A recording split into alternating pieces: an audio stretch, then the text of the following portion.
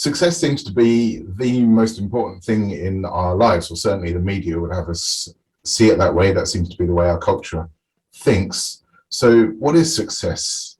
Is it actually worth it? How do we harness it? And why would we even bother? Let's discuss.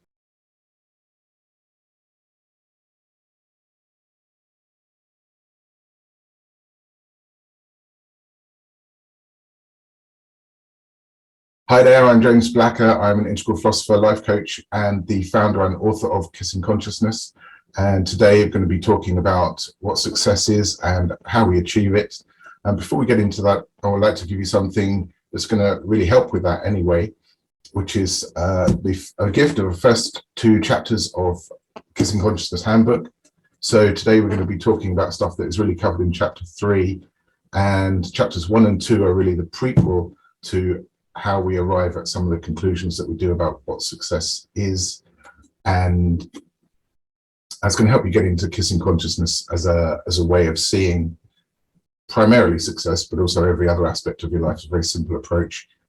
Chapters 1 and 2 will get you there. Chapters 1 is about living in the flow versus living in stuckness. So that's very much related to that. And chapter 2 is about the power of love, which is the big prequel to why we think about success the way we do in this philosophy, at least. And so that'll get you a good background to it and give you a compliment. So you add this video to it as the 3rd one, then you get the whole picture all the way through. Chapter 2 will fill in some of the detail for you there. So we start after the prequel with the definition of success. The basis of Kissing Consciousness is that we take from the power of love a concept. We divide love into 3 different types, first of all, where we identify 3 different types, and then we take love as acceptance and allowance as the basis of the power of love that we're then going to use to define what success actually is. Because before we get into the world of achieving goals and working towards success, we first of all need to work out what success is and whether we're on the right track with that. So what Kissing Consciousness does is divide every moment of our lives into one of 2 different states. The first is love consciousness, and the second is fear consciousness. So we just get those up there as a table. This is what we call the Kissing Consciousness binary table. So on the left, you've got love consciousness, and then fear consciousness on the right. So the left-hand column is all about self-acceptance. And the right-hand column is about self-judgment and or self-constriction. So bearing in mind that we're using words to try and create a concept or to represent a concept, these are about the best 2 words that I can find to define what this fear consciousness is. And it won't always seem like self-judgment in the head, but it might also be self-constriction in physiology. You know, you get that sense sometimes where you gut feelings, you don't feel you can succeed in something or achieve something. That is also part of that. So we're using the fear consciousness concept to get a sense of that. And it's just, if we get that up as a table as well, so you can see on the love consciousness, we've got self-acceptance. And on the fear consciousness side, we've got self-constriction and self-judgment. So then if we think about those 2 as our lives being in any moment expressed through one of those 2 states, then we start to think about success. You've got 2 different possibilities for what success is. The first is that success is based on self-acceptance. And the second is that success is based on self-judgment and self-constriction. And what this really amounts to is gaining other people's approval. So success based on self-judgment, self-constriction is really not going to fulfill us. So this is what a phenomenon that you might have experienced, I'm sure you have, where people are aware of the concept of success doesn't necessarily bring them fulfillment. So what society thinks of as success might be completely different to how you define it, what's important for you. If you're being true to yourself, what are the goals that you want to achieve? And in addition to the goals, how do you want to even be moment to moment?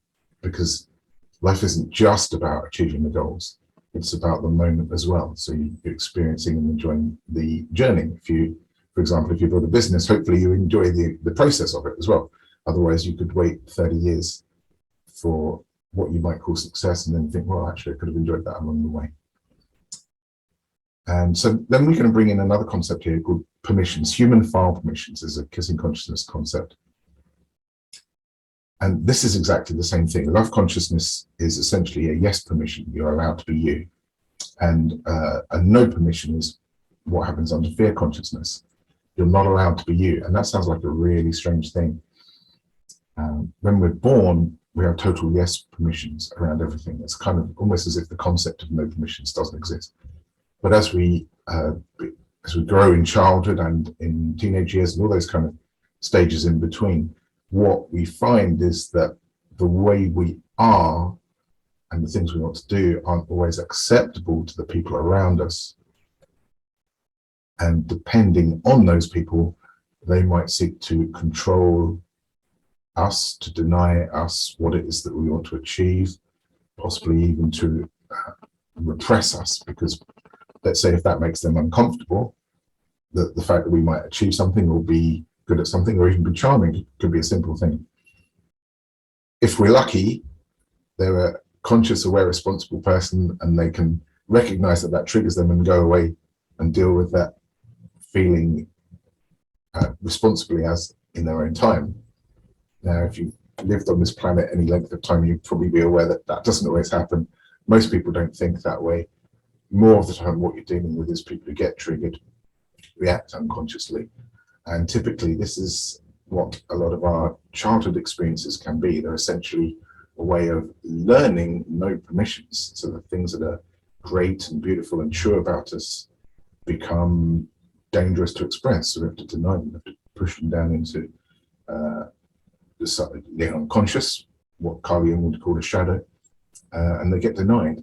So then we've got our very nature is being constricted. So therefore, our very definition of success is being constricted.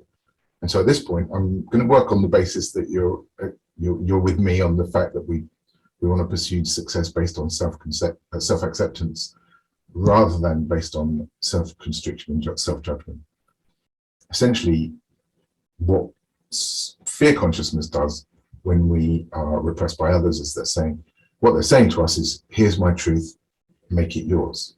And of course, in such circumstances, often they have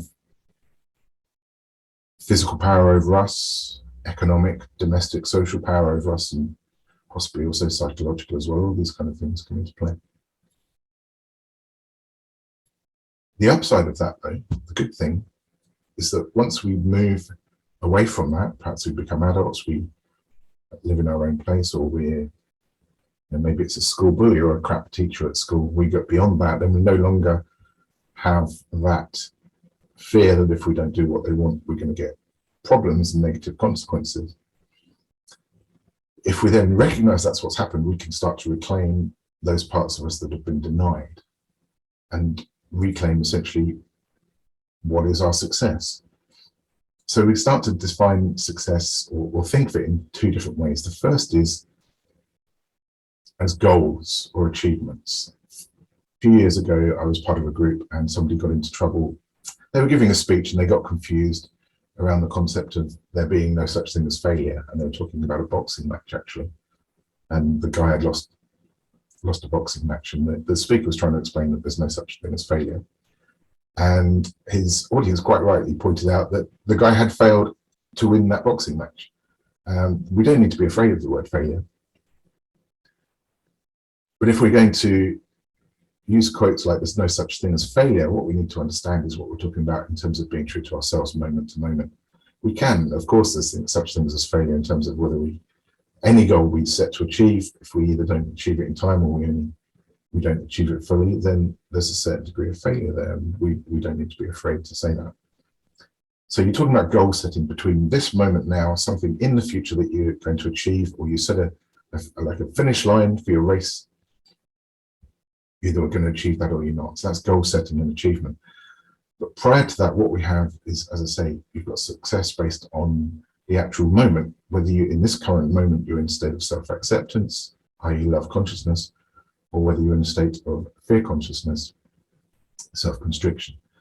And so really that quality of love consciousness and success as a state in the moment is the primary form of love, primary power of love, and also should inform the goal setting. So it doesn't work the other way around. It's not like we pursue our goals and try and achieve our goals, but in the meantime, we don't worry if we're not being true to ourselves, if we're in a state of fear consciousness or self-constriction. That's not really going to work. We're going to be aligning our achievement of our goals by primarily, and in the first instance, getting this moment right where we're in self-acceptance, which is the state of success. The opposite of that is the state of frustration. So we can get those up on the screen as well, again in a binary table. So we have success on the left under love consciousness, and frustration rather than failure in the moment under the fear consciousness column. Because that's what's actually happening there, is in that moment where we're not in self-acceptance, we're trying and we're struggling to become something, and we're simply having frustration because we've got that no permission from our conditioned past that we need to release. And so this brings us onto the kissing consciousness tool. It's a very simple tool based in pragmatic reality. Whenever we find that we've got a self-constriction, or we suspect that we have, simply ask ourselves two questions. The first is, would you like to let that go? And this is an instruction or an invitation to your conscious mind and your free will. Recognize you've been operating under the effect of some self-sabotage or self-judgment, self-constriction. And you think to yourself, yeah, absolutely, I would like to let that go, thank you. And then the second question is, if so, would you like to ask your body if it would like to let that go? And normally when I talk about such things, I get a physiological reaction from my body, because it's kind of, I equate the kissing consciousness equates the body, and the subconscious mind is essentially doing the same thing. And when I start to talk to my body, then I get a reaction. So it's gratefully, it's thankful to be appreciated and acknowledged. And the point is, let's say you want to achieve £1 million, $1 million, whatever currency you're working with. Getting a millionaire mindset isn't enough to achieve that. You need a millionaire physiology. There are plenty of people who can intellectualize the concept that in theory, they should be able to allow themselves to earn £1 million, $1 million, if that's what it is they want to achieve. But to actually be comfortable in that skin physiologically and go out and achieve it is a different thing entirely. So success in terms of love consciousness, we can recognize that love consciousness exists in both our conscious mind and in our subconscious and in our body, in our physiology, in our flesh. And so when these no permissions are created, they're actually created in the body as well as in the mind. So your mind, if let's say, let's see how this would happen. So you're a child of 8 years old maybe, and you're excited and enthusiastic, and somebody reprimands you and says, well, that's a stupid thing you're doing there. Maybe it's not, but maybe they can't handle what it is that you're doing. So you sort of constrict. So mentally, that gets shut down. Oh, I won't do that again. I'll have problems. But physiologically also, the nervous system shuts down. And you see that if you see people who have had really terrible childhoods where they're repressed a lot, the nervous system is just down here, completely shriveled up. So actually, when you're using the kissing consciousness tool, as well as freeing up the mind, the consciousness to become aware of your possibility to achieve what it is that you're capable of achieving, there's also the sort of physiological release, the kind of constriction in the body unclenches, releases, diffuses, all of that kind of thing. Might be physiology that has been trapped in your body for 30 years. You can just invite it to release and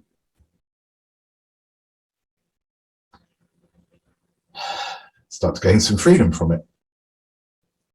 So that's the tool. And then what we have then is our primary version of success, which is just based on self-acceptance in the moment. And that's also the same thing as being at one with ourselves rather than being at odds with ourselves. And you could also call that congruent. So you're congruent with yourself rather than incongruent. So we can see those also displayed in a binary table if we can show those. And so what I recommend is that you make this the starting point of everything that you're doing. If you're whatever moment you're in now, that's your point of power for how you can influence your life. You can't change the future in the future. If you're going to influence the future, it has to be done in the present moment. So therefore, the first thing to always do if you want to achieve success and if you want to achieve your goals is to become aware if you're operating from a state of fear consciousness and self-constriction, self-judgment.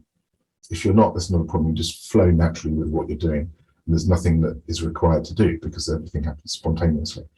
But if you are, and you can notice that you are in a fear consciousness state, then you can ask yourself to release that. First of all, the very fact that you notice it changes things, because you go from having negative thoughts, let's say, in your head and in your body, and if you're thinking those, you're going to be identifying with them. But if you become aware of them, actually what you do is you create some perspective on your own thoughts. So you become the observer of the negative thoughts rather than being the negative thoughts.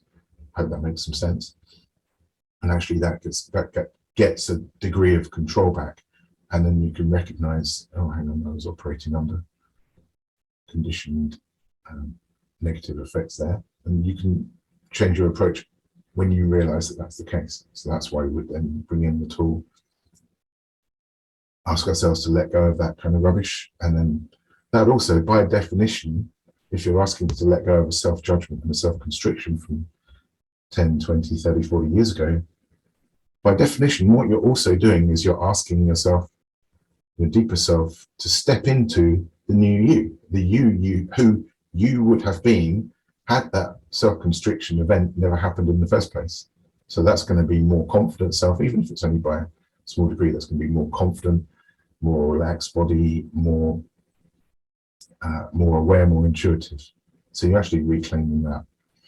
And again, once we have that love consciousness state, then success actually flows naturally from that. If you're capable of something and there's an opportunity for it to be achieved arises, and it's something that you wish to choose, it's your truth, that it's your choice, then as long as you have a yes permission around that, and you're in a state of love consciousness around that particular topic or concept, you'll automatically and spontaneously go and achieve it. So what we're really doing is not necessarily finding things that we have to gain in terms of psychology and consciousness and physiology. What we're doing is we're removing the negatives. And then that frees us up. Of course, yes, we might have to study academically to achieve something, or we might have to train physically, all these kind of things, or we might have to find out how we might launch a business or how we might market a business and such like. But if we do have to do these things, but if we've got yes permissions around them, then they're going to happen spontaneously as a result. They don't happen without us doing anything, but they do happen essentially automatically and spontaneously, and they flow from that state. So primarily what kissing consciousness is all about is recognizing all of what I've been talking about leads to the simple practice in the moment of, if you're in a love consciousness, self-acceptance state, no worries, there's nothing you need to do because everything's flowing. Or if you're not, you can notice that and just let it go and invite a release, so you can get back to being who you are, being true to yourself, and let everything flow from there. So essentially that's like undamming a dam. If there's a block of a river, you're removing the block and letting things flow again. So let's go to some questions. What success looks like. This is very important because in our culture, we have a conventional concept of success, which probably involves a red Ferrari, a beautiful wife or husband or whatever it is, family, lots of money, all that kind of thing. Now, that could be someone's definition of success, and actually some of those things are quite nice. I quite like the idea of most of that. But for every individual, it's going to be true, whatever it is real for them. So it doesn't have to be that at all. It doesn't have to be any of that. It's nothing, whatever to do with what other people decide is success. It's entirely what makes you happy, what you want to do, what's your choice. And this is where 90% of the failure and confusion around success comes from, is because people, and this is quite remarkable to the degree, I find this remarkable how much people do this, as they get unconsciously dragged into running their lives and operating their lives, robotically assuming that what society defines is success is A, the only version of success there is, B, wise and sensible, and C, to be followed by everybody, as if we're all homogenous and that this is what one person's success is, so it therefore should be and has to be for everyone else. That's the biggest problem that human beings have with success, is trying to live up to something which is a concept of a collection of ideas of what success represents, whilst at the same time deep down there's a sense that that doesn't necessarily reflect who we are. And certainly if we adhere too strictly to that, that's really going to constrict what we allow ourselves to do and how we allow ourselves to pursue success with fulfillment. The obvious quotes that come to mind are: success without fulfillment is failure, or success without fulfillment is nothing.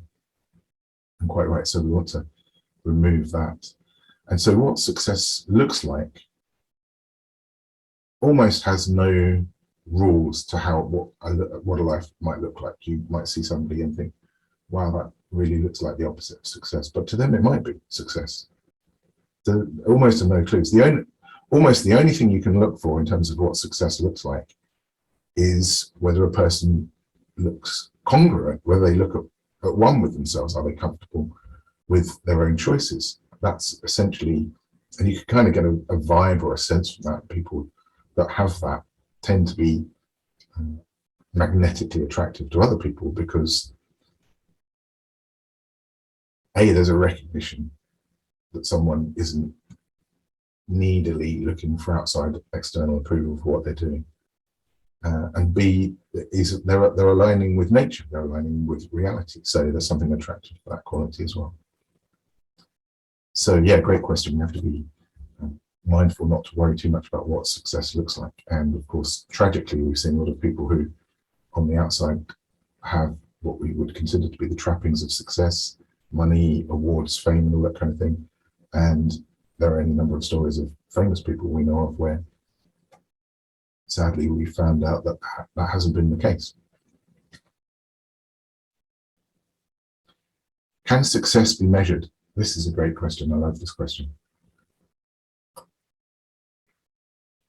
One of the things that kissing consciousness does is uses integral theories, 4 quadrants.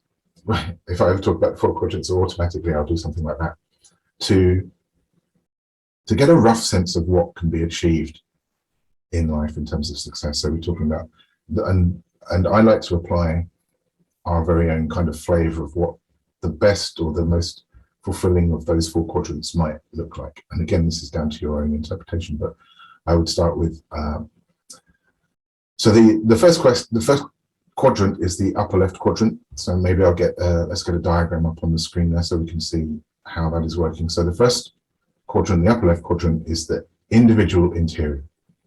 So the way the quadrants work is that the left-hand side is the interior, the intangible, non-physical, and the right-hand quadrants are the physical, external quadrants.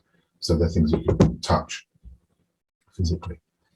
And to complete that, the top 2 quadrants are the individual quadrants, and the bottom 2 quadrants are the collective quadrants. So essentially what you have is individual non-physical mind, so that's your mental health, emotions, thoughts, feelings.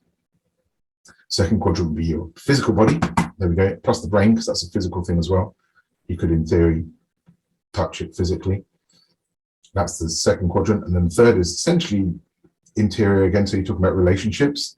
And the fourth is social systems, and the way I like to interpret that for success and life coaching kind of concepts is prosperity and we could call it money, but actually it's something a bit broader than that. It's all of the prosperity that we have socially and the quality of life around fulfilling our potential. So we have the first quadrant ideally would be deep unself-conscious joy and happiness. The second quadrant would be an ecstatic, liberated body. Third quadrant would be blissful, harmonious relationships.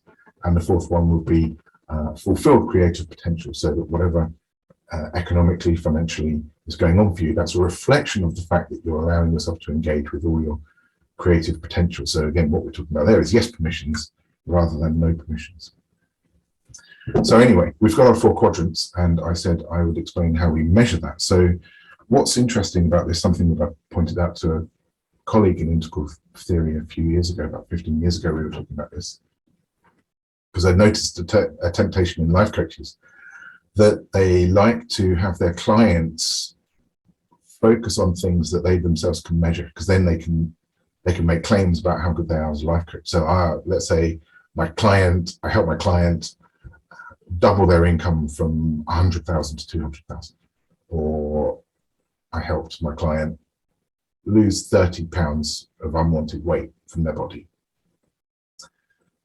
Well, this is the key. On the physical side, the external quadrants, the right-hand quadrants, what we're talking about there are physical things, so they can be more easily measured.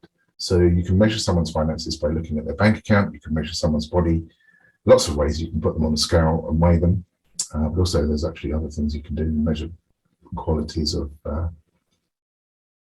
lung capacity, arterial elasticity. There's all kinds of things that can empirically be measured physically with those 2 quadrants, the body and essentially money.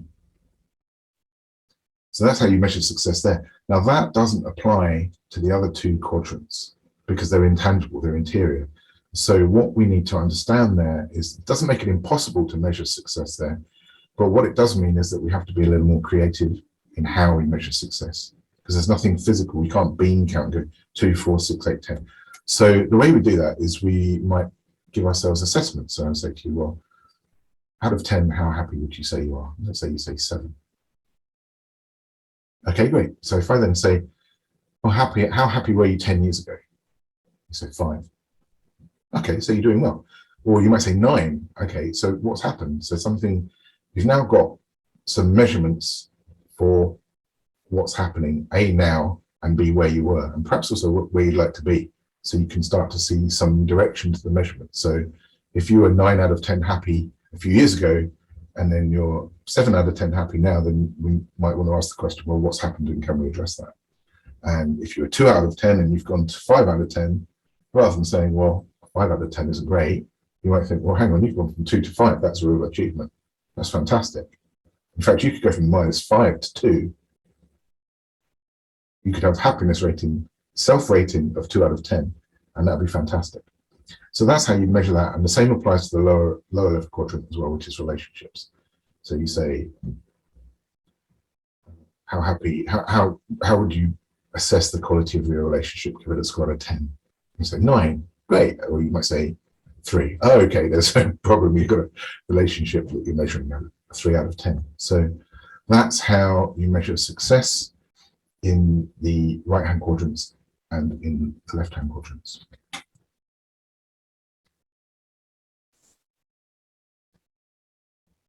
How does success come? How can success be achieved? And how does success happen? So they're essentially, again, they're all the same questions, similar questions. And again, the point there is that it comes spontaneously if you are already in a state of love consciousness and self-acceptance around whatever it is that you're trying to achieve. And if you're not, then you release the blocks, first of all, and then, so you're removing not just psychology, but also the physiology. So you're removing the blocks to those.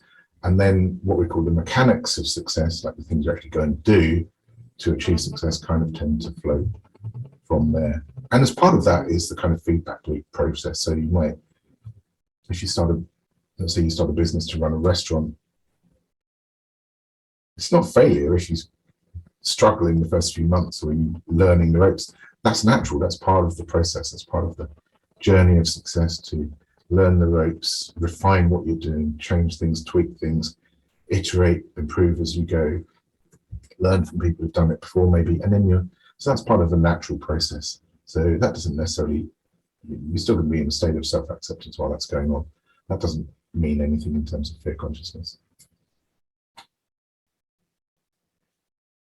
Where success is a burden, yeah, absolutely. And one of the things I was thinking about earlier is that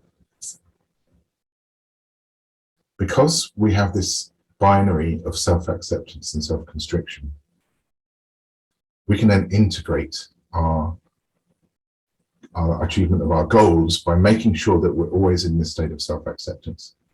So let's say you have a financial career goal that you want to achieve success in, and that's probably an ongoing thing year after year, decade after decade. Well, almost certainly that's not going to be the only goal that you want to achieve in life. You probably have goals around relationships, and I would hope goals around your health. And so what the checking in with your state in the moment will help you to integrate is to integrate one goal with another, because you're not going to help.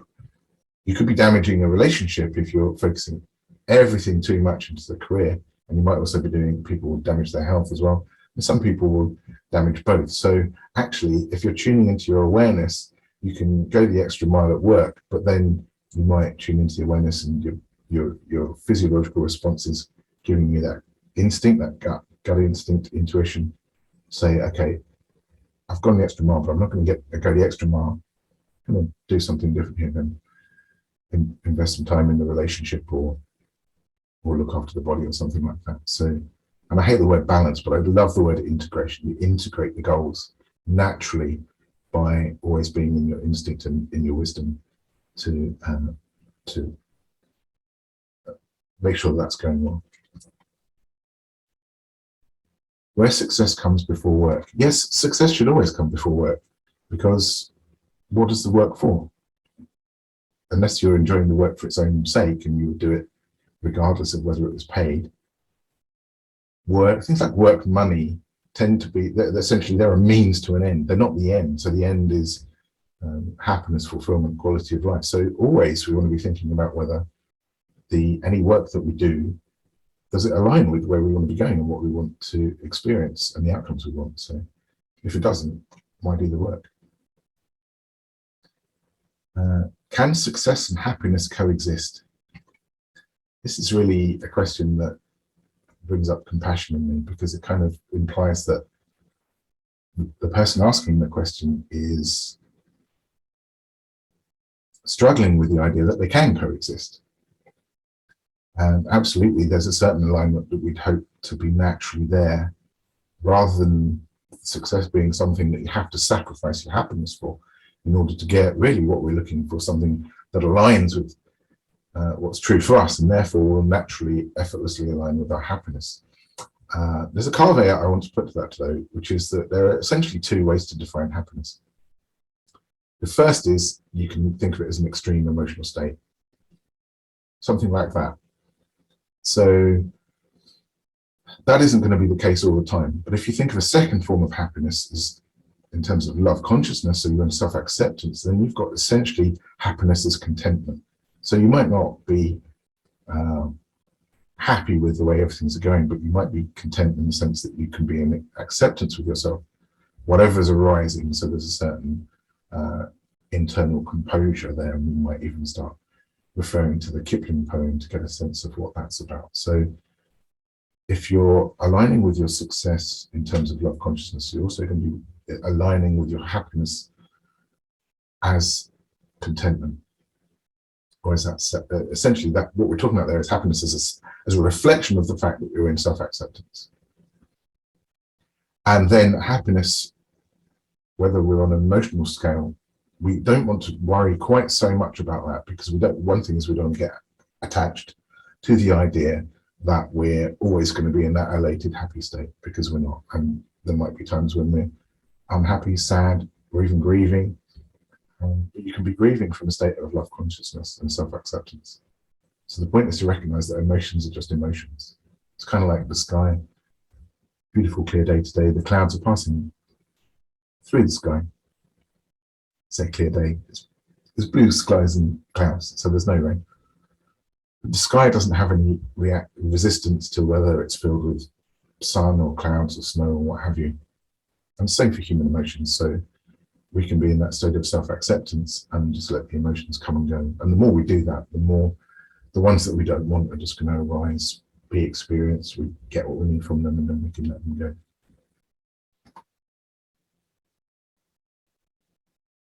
Why success is a journey, not a destination? Well, first of all, success isn't just a journey, it is also a destination. Success as, in terms of love consciousness, is a journey in the sense that we're always measuring it in the present moment, the current moment.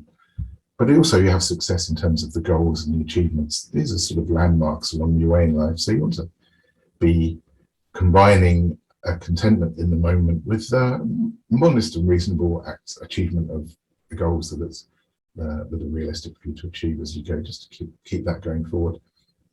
Make sure you're not stagnating. So we do actually want a bit of both there.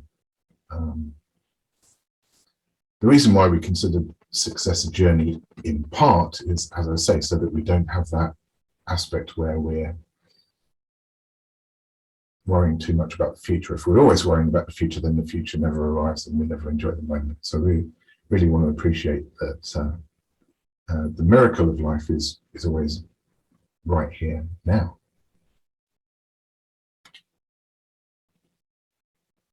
Can success be attributed to profitability only?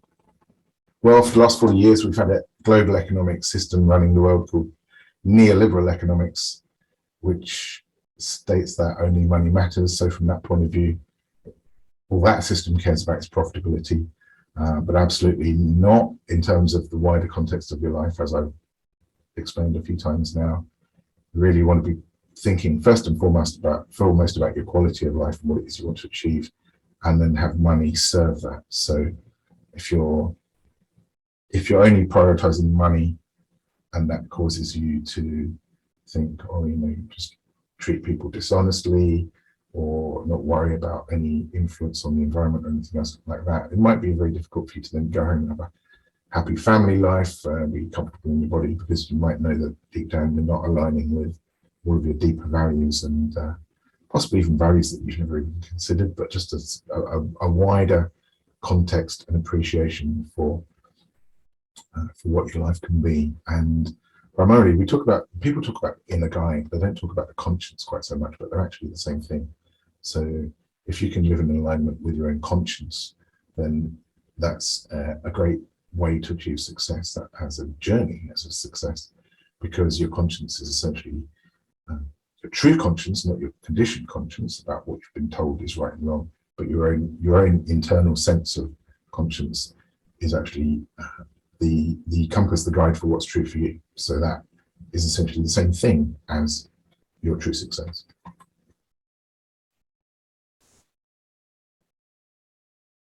Can success be bad or harmful?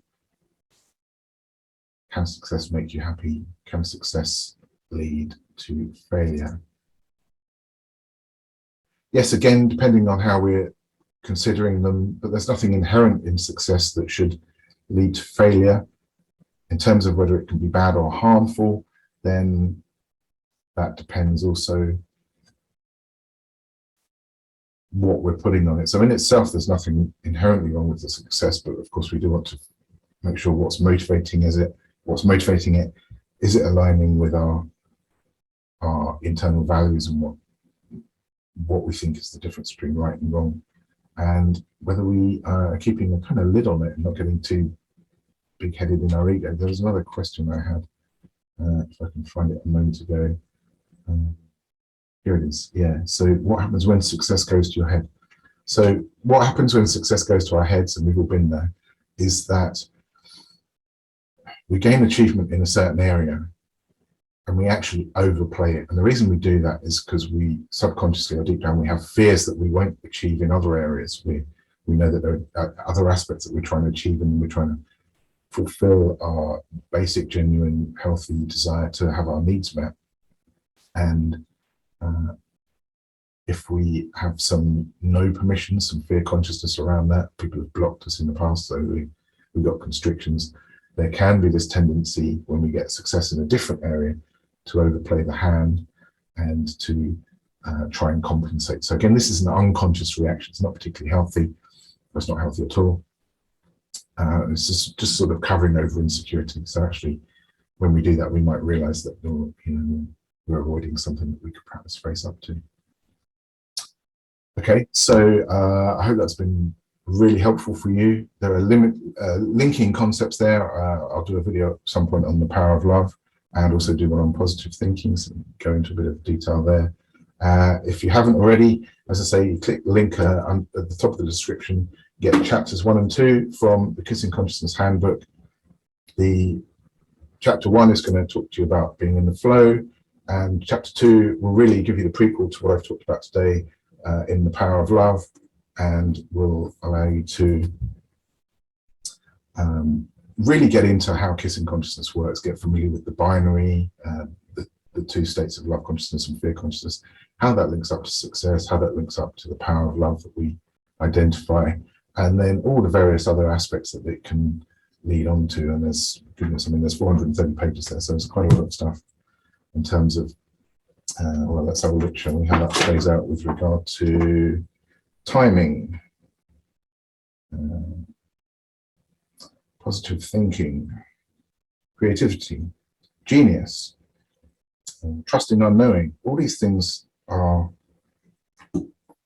reflections of either self-acceptance or self-constriction. So once we get that basic framework there, then you can really start to take that further and open up all kinds of areas like your creativity, your genius, your positive thinking, and really get your life working. So good luck with that.